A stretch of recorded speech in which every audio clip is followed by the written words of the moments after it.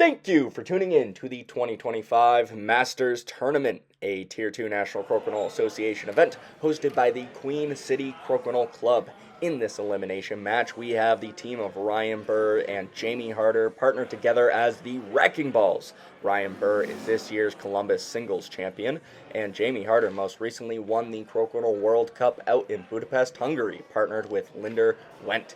And up against them is the team of Jeremy Tracey and Darin van Gammeren, humility not included. Jeremy is this year's World Crokinole Doubles Champion alongside Hutchinson, and Darin van Gammeren is last year's Columbus Singles Champ. This match is a race to 7 points, and this is a double elimination tournament. Neither of these players have been knocked out of a single match yet, which means whichever team loses will still be in the running to win this year's Masters Tourney. Jamie opened up with a 20. We are off to the races, humility not included, with the hammer of this first round. And we are full circle around the board as Tracey drains that open 20. We know all these players are very good in the open 20s game, so we will see who misses first. More fun facts about Darin van Gammeren from the Buffalo Crokinole Club. He also placed top 4 at the Windsor Crokinole Tourney. And while that was a Tier 3 tournament, I suspect that will be bumped up this year as there was a lot of top tier players. I believe he played against Josh Carfiello in the semifinal round and nearly took the victory, or at very least gave him a good run for his money. Jeremy Tracey also won the 2025 U.S. Open Crokinole Championship alongside Andrew Hutchinson, although that was part of last year's NCAA 2024-25 tour, and Tracey is the first to miss, and Harter sure to make that hurt with an angle in here. Be a slight drop back, taking his time with it. Not much to discuss here. He's got to shoot and get it in. He lips out too strong. Still, an advantage to the Wrecking Balls right now, being up 1 in the cup. Bit of pressure on Van Gammeren and Tracey to get play back into the center. See what Buhr does here. Beautiful roll away. I think he was trying to go out the lane towards the quadrant near Van Gammeren, but bounces off the post. In a spot where Tracey still can't get it in, he's going to hit and stick and hope for a mistake out of Harter. But it looks like Harter does have a diagonal lane at this shot. He does able to hit and stick in that area. And not quite able to hear what Tracey and Van Gammeren have agreed on. I think he'll roll over to Tracey, though, so that Tracey can work with it. Very nicely done. Although Buhr should be able to hit and stick in that spot and make it tricky. I think a little bit more push would have gotten him in front of that post. I think that's enough that Tracey can't easily get in. He's eyeing it up in such a way that I don't think it's an easy task, but he almost gets the 20, leaving a backboard for Harter. As we come up on the final 4 shots of this round, that is a big mistake. Van Gammeren, if they can even end with 25 points on the board, that is enough to make up for the discrepancy in 20s, which means Van Gammeren just needs to not set Buhr up with a double or an easy conversion. Rolling to the outside. Yeah, Buhr definitely can't work with the piece that Van Gammeren just shot, so it really comes down to if he can get this drop back 20, he kind of has to go for it. He doesn't get it. All Tracey needs is a valid shot well in the 15 region. It has to be past the hog line, and we'll see on the scoreboard, they got it, taking the first round by 2 points. A huge thank you to the Queen City Crokinole Club who put on this fantastic event. If you want to learn more about this group, you can check out their Facebook page. Link is in the description below. And a strong start for the team of the Wrecking Balls as Buhr gets a nice touch 20, being up in the cup and with the hammer in this second round. Bit of pressure on Tracey to get this open 20, which he does. Fortunately, not hitting his own piece there, retrieving his scored shot. But Harter keeping play on the outside pretty nicely in front of that post in such a way the angle in won't be easy. At the very least, not a direct path for Van Gammeren, but it looks like instead he will go for the hide. playing more on the defensive side of things. We are early in the round, so there's not a lot of pressure to go for those 20s quite yet. Goes pretty far. Buhr with easy access to that. And it's just a matter of whether Tracey can get in on this or not. But he looks at Van Gammeren's piece, knows Van Gammeren has an opportunity. So just leave Harter stranded on the outside here. It'll be up to Van Gammeren. Maybe looking for a 20 off this. I know he's very deadly in the angle in 20s game, but he hits a post. That is a costly mistake, as Buhr is going to regain that 20s advantage, and with play on the board as well. Strong advantage for the Wrecking Balls right now, as Jeremy's able to get play to the inside, but Harter and Buhr are just going to keep playing defense. Nice hit and stick for Harter there. There could be a touch 20 here, but it's never a gimme, especially with how close it is to the post. You're more likely to have the opponent piece catch that post and either interfere with yours, or worse yet, drop into the 20. And I speak from personal experience from that. I've dropped many 20s for people trying that touch. Van Gammeren more wisely almost does what I was talking about too, as he hits that post from a different angle. Keeping that piece on the board, but leaving a tricky situation for Buhr here. While Buhr takes his time with this shot. Fun facts about him: he made it to the top 4 in this year's Ontario Singles Crokinole Championship. He beat Jamie Harter in the quarterfinals there. And then good matches against both Connor Reinman and Josh Carfiello, some of the greats in the game, in the semifinal and third place match. And Buhr did a great job there, not taking his own piece off. Tracey bringing it back to the center. At the very least, they'll have a lot to work with. I don't know if Jamie will be going for the 20 here. Sometimes the best defense is good offense, but driving through, maybe leaving a 20 opportunity for Van Gammeren. That being said, the Wrecking Balls don't necessarily care if the team of Humility not included catches up in the cup, because this is most certainly going to be a touch 20. Maybe the off, but even so, they'll still have a piece on the board. Van Gammeren doesn't convert, and Buhr most certainly going to look to stick to that side of the 15 region. Tracey might have a double here. Certainly no gimme 20s. If he's getting a 20 off this, it's going to be something very, very creative. So we'll see what he's able to do with this. He gets the double, driving to the outside. Not quite hidden from Harter, so he'll be depending on his partner across the board from him to bring this back in. But Harter does a beautiful job placing that in a horrible spot for Van Gammeren. Darin might be able to get into the house. I doubt he's getting a 20. And they need a 20 right now, so Darin's going to be trying something very creative here. Jeremy nodding, telling him to run whatever he's going to do. And it goes out. They had to go for something big, but nonetheless, Buhr will seal this with that 20. And the Wrecking Balls will be tying this up 2-2. And again, this match is a race to 7 points, so a bit less leeway than your typical race to 9 points. Teams now tied up. We head into the third round. Buhr to open this up. Comes up short, very heavy. Not an easy conversion for Tracey. Goes for a simple roll away, keeping play away from Harter. Humility not included. Does have the hammer advantage. Harter ends up on the outside. That could put them in a bad situation if Van Gammeren gets a good roll here. Hits and sticks in that spot. Won't be an easy angle in for Buhr. Getting it between the posts. Tracey has a decision here.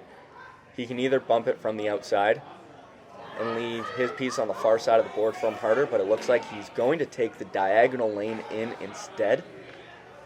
Getting back out, very nice, hitting the post, and ending up where Harter can't do anything with this. He just needs to stay on the board. He tried to angle in. He almost corrected me there. And it'll be a bit trickier for Van Gammeren to keep this in a spot that Buhr can't work with it. He was trying to get just between the posts, but came in a little bit too far Potential 20 opportunity here for Buhr. He goes for it a little bit long. Hanger opportunity for Tracey up the right side of his quadrant. Doesn't get it. On the upside, gets away. Just far enough that I don't think Harter has a 20 here. I think that's a little far for the drop back. So Harter will be looking to just keep play in the center on the right side of the hole here. Darin has a good chance to do a roll away if he rolls away to his right, just to keep play away from Buhr. Rolls to the other side. Certainly not bad. Buhr has to work for it. Now, I was talking to Van Gammeren. He has talked about how he likes what we call the defensive follow-through, where you push through, and if it's short enough like that, just going for the follow-through and getting it. Because, oh, nice 20 from Buhr. As I was explaining, game theory angles in. I said that wasn't going to be easy, but Buhr made it look so. Gets a 20, full reset of the board. A bit of pressure on Tracey now, but he gets that open 20. And this could come down to who loses his 20 trace. Whoever goes up against that disadvantage this late in the game, there it is. There it is. Buhr and Harter back to where they were a few shots ago. Play on the board. You see, yes, Darin goes for that short follow-through, hoping to get it, but he leaves Buhr an opportunity to balance out the cup. He doesn't get it. Another backboard 20 for Tracey. This time up the left side of his quadrant, taking his time. Huge. Gets he off with it. Up in the cup with hammer. Very nicely done. And Jamie going long, I think that's wraps on the round. Especially if Van Gammeren converts this.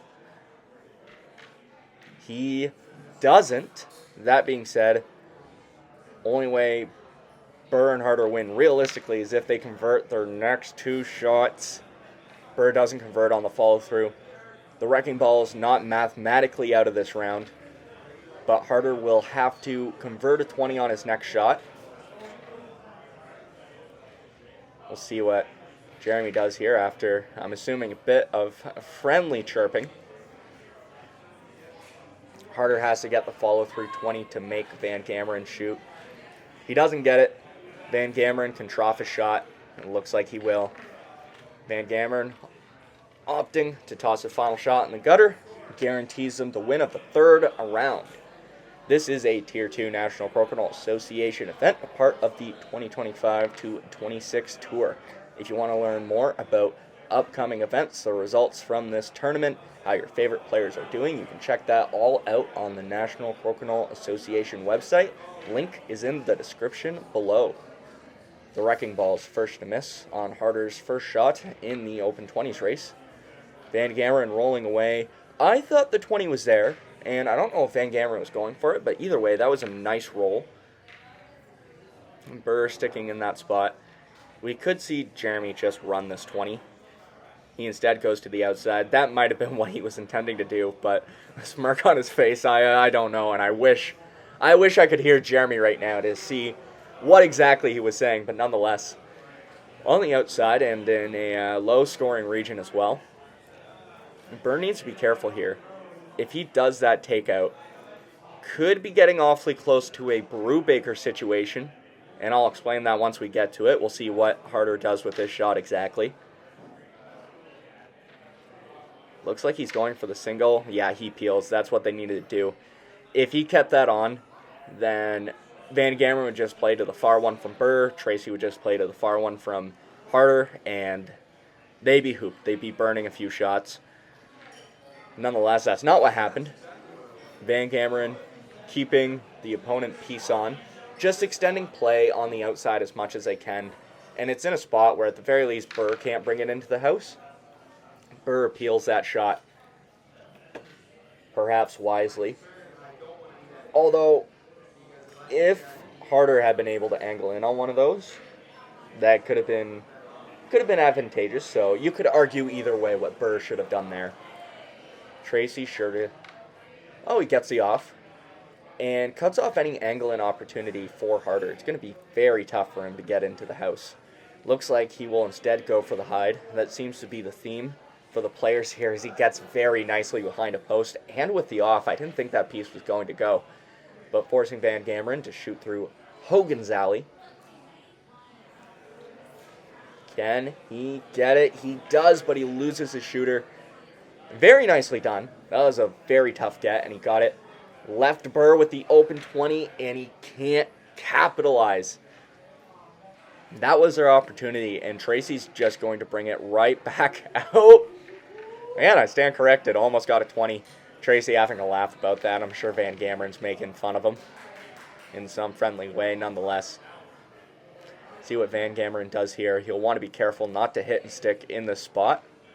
Rolling nicely to the outside. That being said, we have seen Buhr hit this angle in 20 before. Very similar spot as before. Can he do it again? We'll see now if he's really dialed in on those. Nearly got it, just a little bit off on his line. I think that was the right amount of power to get that to drop. Nonetheless, yeah, that was in the right spot. Tracey's been playing so much defense, but when it's in that very opportune spot for a 20, you may as well go for it. Also didn't leave Harter set up, and Harter leaves an opportunity for Van Gammeren. Easy touch here, and he gets it up 2 in the cup. That should all but seal the round, I would think. Buhr keeping up in the 20s. They need a pretty big mistake out of humility not included. Harter could get the angle in. He has to go for the angle in here. If he doesn't get it in, if it stays on the outside, then Buhr won't have anything to do. In terms of final shot, Harter able to get it into the house. Van Gammeren just needs to get it to the outside where Buhr can't work with it, and they will guarantee the win of this round. A little close. That one opponent piece is in the 5. So, if Buhr can get this off and stay in the 15, they tie. If he gets a 20, they win the round. See how costly that mistake was? It was costly indeed. Buhr turns it around in that final shot, tying it up 4-4. That is not how I expected that round to go. A mistake from Van Gammeren on his final shot was all it took. Very, very close rounds as Harter opens up the 5th round. Humility not included with the hammer, and that'll be Jeremy Tracey's last shot in this round. Jamie Harter from the Point and Crokinole Club is the one who brought the cameras here and made it possible for us to do coverage here on the Tracey Boards channel, so huge thank you to him. We, of course, have all these players' clubs linked in the description below, so Point Crokinole Club for Jamie Harter, check that out. The Summit City Crokinole Club, I believe, for Ryan Buhr, and if I'm incorrect about the exact name of that, you'll see it in the description. Van Gammeren from the Buffalo Crokinole Club, and Jeremy Tracey, who runs the St. Jacobs Crokinole Club. Wide variety of players, and Van Gammeren getting a nice touch 20 there, and putting Buhr in a very tricky spot, having to shoot through Hogan's alley and sneaking past his own as well. Considering the option of going through his own, the issue with that is, if he misses, he loses both. But that being said, he could very well end up in that same situation if he tries Hogan's alley. Looks like that's what he'll do. Very nicely done, but he could have left a touch 20. May have left a touch 20 for Tracey up the right side of his quadrant. Tracey doesn't need it, and you see it wobble. You see it, yeah. You see Tracey looking at the camera. You can see that wiggle. And I almost want to put a replay in here, but I am very crunched for time, so you can just go back and watch that. Nonetheless, Van Gammeren, bit of an awkward shot here. Looks like that one piece is very nicely against the post. Beauty. Beauty. Fist bumps. Humility not included as Tracey and Van Gammeren celebrate that shot. Buhr coming up short, and Tracey more than content to keep it on the outside. Buhr doesn't have a lot of options here. Harter doesn't have a lot of options. He peels that shot.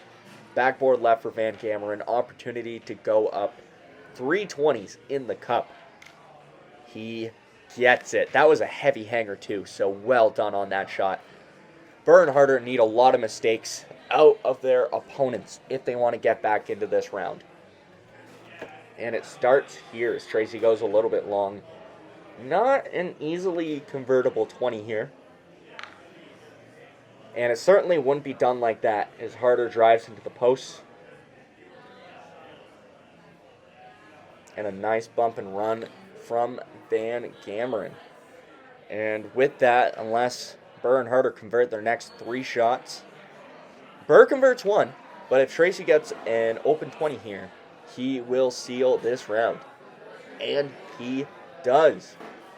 Darin Van Gammeren and Jeremy Tracey will be going up 6-4 and will be 1 point away from the 7-point goalpost. And that would be the conclusion of this round. The team of the Wrecking Balls would go down into the losers bracket, still able to win the tournament, but with their back against the ropes. And players taking a second here. It looks like Buhr lost a piece, and at this point it's really inconsequential. Van Gammeren and Tracey are up 320s in the cup, so it doesn't much matter who would have that last shot. In terms of keeping in the order, yeah, you should keep in the order. I'm just saying at this point, humility not included has wraps on this. It doesn't matter if Buhr and Jamie Harter both had a shot left. That wouldn't be enough to get back into it at this point. Buhr to take this final shot. He could still pad his 20s count, but nonetheless, final shots going on now. Tracey doesn't get that last 20. Again, doesn't much matter. Humility not included. 1 point away from the 7-point goal post. Harter and Buhr have their backs against the ropes. While this wouldn't knock them out of the tournament, they want to keep that life. They got 2 lives in this tourney. They don't want to lose them. Buhr unable to convert on that backboard.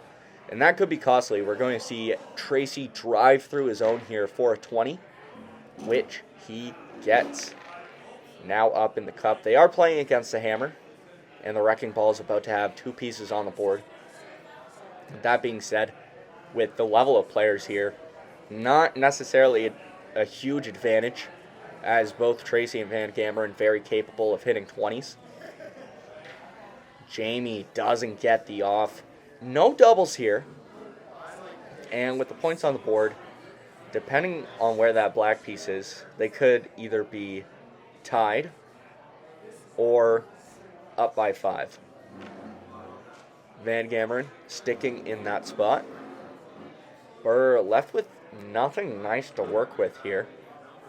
Most probably going for the follow-through, or maybe just hitting and sticking in that spot to hope Jamie has a better opportunity at working with something here. That is a mistake. Buhr loses his piece. He doesn't get the off. Team of humility not included, gaining a lot of momentum on the board, now with 3 pieces in play. And we're still early in the round, but this is a big advantage for them to have. But Harter with a beautiful 20 there. Van Gammeren could cancel this out with an open 20 of his own. And he drains it, leaving Buhr with 1 piece to work with on the outside, able to get it into the house and nearly in front of that post. There should still be an exit point for that piece. Tracey gets it, keeping play on the far side of the 15 away from Harter. Almost halfway through the shots, Harter can he could work with the piece closer to him and hope that Buhr can get a follow-through off that green piece on the hog line, or Harter could go back for the bounce-back 20. Issue is, if he does that and sets Van Gammeren up, they're digging the hole even deeper. So it looks like he'll work with that closer piece. Nearly got a double. Didn't see exactly what happened there. That being said, the shot left for Buhr is not much easier. It looks like he'll cut the diagonal lane through. Beauty double from Buhr. A bit of cleanup on the board. Cutting down the work that the Wrecking Balls have to do. Perhaps fitting for their name with such a nice cleanup.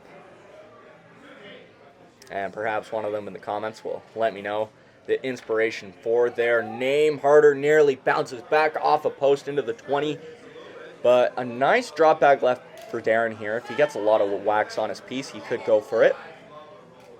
Looks like Tracey's saying I'm going to guess that if he loves it, he can, but he could also roll away.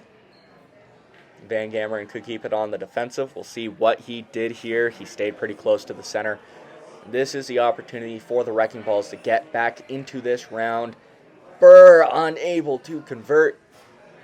Tracey's not going to give them another chance. Beautiful get to the outside. And doing some math here, Harter will have the final shot. So Tracey and Van Gammeren are going to try to demote those pieces as much as they can. And again, it's a race to 7 points. So even a tie won't be good enough for Harter and Buhr to stay in this round. Buhr ending up in the 5, currently 15 points on the board. That'll win Tracey and Van Gammeren the round. And they are left in a beautiful Brubaker situation. This is tough.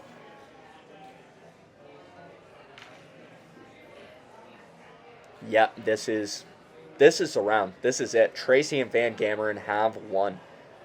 There's nothing the players can do. Unless Buhr can somehow catch that green piece from the outside into the post, back into the 15, that's his only opportunity. But if he hits that piece there, Tracey goes for the far black piece in the 5-point region right now, far away from Harter, and that's a round. No way for Harter to bring that up to the 10, and even if he did, that'd be a tie. That's it. Players considering their options. Buhr has to go from the outside on the left side of his quadrant. He has to. And he's going for this shot. Maybe it's close enough to the post. It is not, and that is wraps as long as Tracey stays on the board. Humility not included is moving up in the double elimination bracket. Harter and Buhr are demoted down to the losers bracket of this tournament. A bit of confusion around the board as players figure out whose hands to shake and fist bump. Congratulations to both teams. Jeremy and Tracey and Darin Van Gammeren will be moving on. 2 lives remaining as they work their way up to win this championship. Now I'm going to fill some blanks because of some of the footage we don't have. Jamie Harter and Ryan Buhr went on to play against Aaron Lewis and Trey Snide in the losers bracket, and unfortunately they lost that match. Aaron Lewis and Trey Snide were victorious, and in their next match play against Michael Barth and Chet Bolick, the team of Shankopotamus. That is the next match we will be covering, so make sure you stay tuned for that. Actually, I'm deciding I'm posting both these matches today, so that is out right away. Make sure you go and watch that. Thank you for tuning in. Make sure to like, comment, share, and subscribe to join the expanding Crokinole universe. My name is Garret, and as always, happy flicking.